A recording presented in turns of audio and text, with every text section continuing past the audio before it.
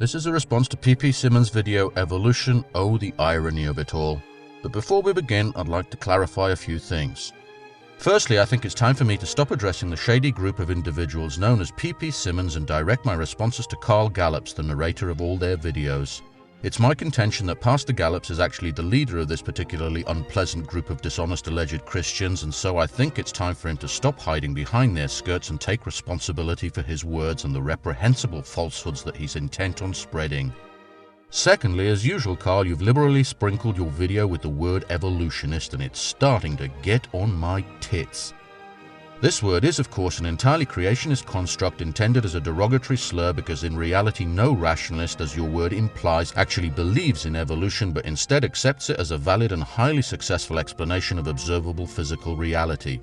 I therefore want to make it clear that when I respond to the snide misrepresentations that you aim at these evolutionists, I'm in no way accepting the validity of the word or its use by sneaky little toads like you.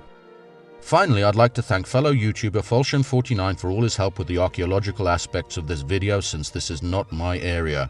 He's a professional in the field and uses his expertise to make fascinating videos debunking biblical literalists' claims. If you're not subscribed to him, you really should be. So with all that said, let's pull on a hazmat suit, wade into the muddy waters, and take a look at what kind of sewage has been pouring out of the PPSimmons channel this time. Isn't it ironic that the evolutionist who doesn't believe there's any intelligent design to their makeup think that they are so much more intelligent than those of us who do think there is an intelligence involved in our design? It might be ironic if it were true, Carl, but as with so much of what you say on your channel, it is, of course, complete bullshit. I can't speak for other rationalists, though I suspect I do for many, but I don't necessarily make the assumption that all creationists are unintelligent, though of course there are cases where that's the only conclusion that can be reasonably drawn. However, intelligence, of course, is a useless thing if you refuse to use it. So what I do assert is that because of the warping of their minds by their religion, creationists are either ignorant, irrational, or a mixture of both, and in whichever combination this also makes them stupid. I'll also readily admit, though, that this sometimes makes it difficult to distinguish between a merely misinformed or deluded God-botherer and someone who's trying to get out of kindergarten with less than a full box of Crayolas, and in many cases the jury's still out. The former, of course, aren't necessarily doomed to remain stupid indefinitely. For them, there's always the opportunity to pry open the box in which they've secreted their intelligence, blow off the cobwebs, and actually either look at all the readily available scientific evidence with an open mind or at their own beliefs with a critical one. The latter, on the other hand, are simply doomed to living out their lives like desert goat herders clinging to the verges of the oasis of knowledge, convinced that their primitive fables proffer better explanations of the world than the evidence provided by nature herself. I'm not sure which category you belong to yet, Carl, but of course there's always the possibility that you're smarter than anyone's giving you credit for, and that you're simply utilizing your talent for lying like a News International employee to make it easier for you to fleece your flock. In any case, for now I'm not sure, so unlike you, I'm keeping an open mind. Isn't it ironic that if the human brain is the result of an unintelligent, unpurposed, random, and natural selection process, how can we trust the human brain then to lead us to truth about our origins or in any other matter of intelligent pondering? Do you really think that that amounts to some kind of cogent argument, Carl? I'd take a little more care if I were you, because supposed insights like that are apt to push you closer to the mystical forest category.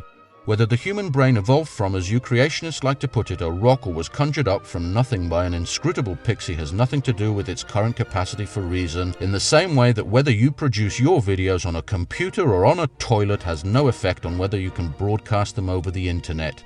Also, isn't it ironic that the chimp in your clip was facepalming as we listen to you demonstrate that if you do possess some intelligence, it's securely secreted in a safe and secret place known only to you and your proctologist?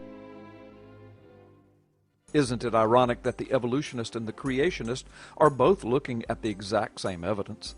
The difference is in the interpretation of the evidence. The evolutionist looks at the evidence and spends his days trying to devise schemes in which the obvious elements of design before his eyes could have gotten here without a designer. So consequently, much of the evolutionary literature is expended on devising explanations why there is no intelligence behind the enormous complexity of life that he observes.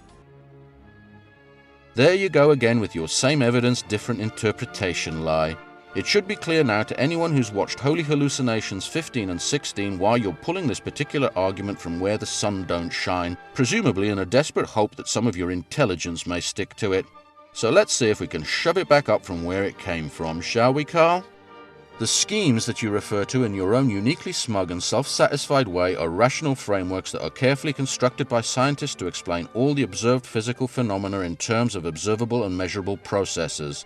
The explanations they devise make definite and specific predictions, and their validity is tested against reality by observation and experiment and must be repeatable by anyone who questions the veracity. Predictive failures or new inconsistent observations result in the modification of the scheme to produce one that more closely resembles reality. And while this iterative process of testing and independent verification results in models that describe and predict reality with a great deal of accuracy, it leaves no room for the incorporation of the voices that people like you hear in your heads, or for the laughably preposterous stories in your book of fairy tales. Additionally, your alternative scheme, Carl, offers no testable predictions, and not one piece of physical evidence has ever been uncovered to support it. With that being the case, do you think you could provide just one way in which we could distinguish whether it describes anything in the real world or whether it's just your preferred fanciful fantasy? Could you also explain why this design that you take for granted is so obvious, Carl?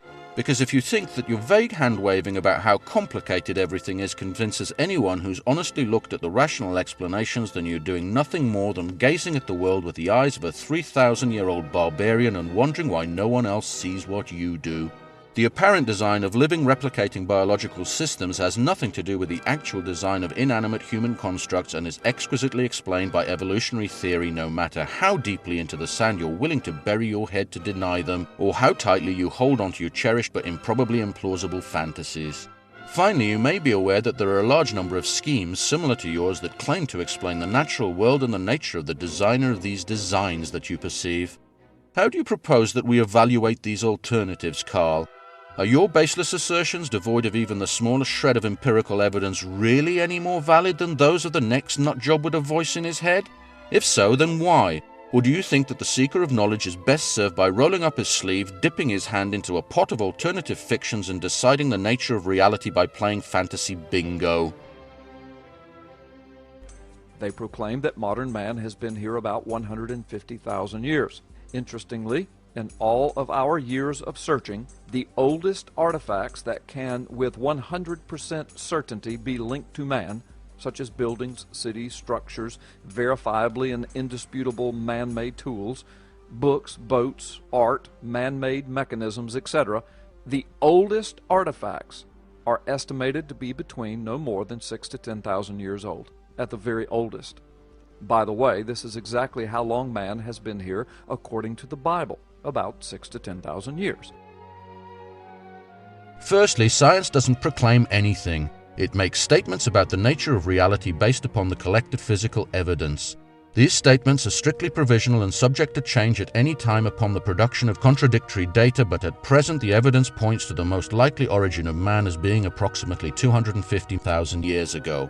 It's the closed-minded religious zealots like you, Carl, who hold up their ancient myths and stories as dogmatic, unquestionable, and unalterable truth without even the merest whiff of evidence to support them that are doing all the proclaiming.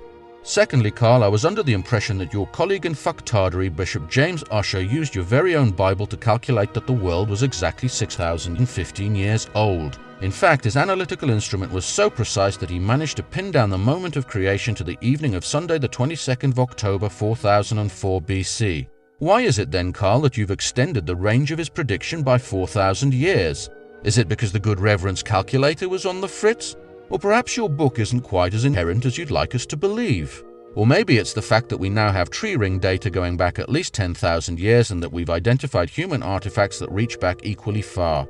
I'm guessing that even a mendacious prick with a talent for dishonesty as immense as yours doesn't feel that he's able to reach far enough up his alimentary canal to fish out whoppers big enough to deny this incontrovertible evidence. If you made an effort to look at the actual science you're denying, you'd have to reach so far up you'd be able to wave at us through your mouth. Thirdly, let's look at your assertion that the oldest discovered man-made artifacts are dated at no more than 10,000 years, and your less than subtle implication that this is because the true age of the Earth is revealed by your desert storybook. Of course, you're completely ignoring that most of the artifacts I mentioned earlier weren't found buried under alluvial deposits that should have been laid down by the global flood that the book that you base your understanding of the universe on states happened 4,500 years ago, despite any physical evidence to support it. And perhaps you're unaware of the Natufian grain storage bins from Jericho that have been dated to 11,500 years, eh, Carl? And if that's still recent enough for you to feel comfortable with shifting the goalposts again, then what about the Lascaux cave paintings that have been dated at 17,000 years? And if you can still manage to stretch your credibility that far, then there's the Hohlefels cave figurine from Germany dated at 35,000. Where does that leave your creation fable now, Carl? Do you need a clue? Of course, I did notice that you were careful to leave a caveat in your assertion big enough to drive a Hummer through, and that was that nothing older has been linked to man with 100% certainty. So let me guess who gets to decide what's 100% certain. It's you, isn't it, Carl? Presumably, if you were in the habit of defending the bullshit that you keep spouting like a leaky hose, then you'd find some way of dismissing these as not being the work of men.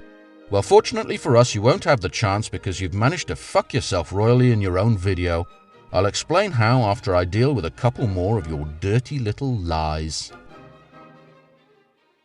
Isn't it ironic that the human being is so far atop the evolutionary scale, it is as though we are an alien being dropped in this world from another universe? The evolutionist rarely addresses this obvious conundrum of irony. Perhaps that's because scientists have better things to do with their time than deal with the lingering stench left by the brain farts of deliberately ignorant and intentionally deceptive fucktards. If you want to spend your time indulging in such pointless mental masturbation, that's fine, just don't expect rationalists to feel the need to explain to you why you have such an unsightly stain in your underpants.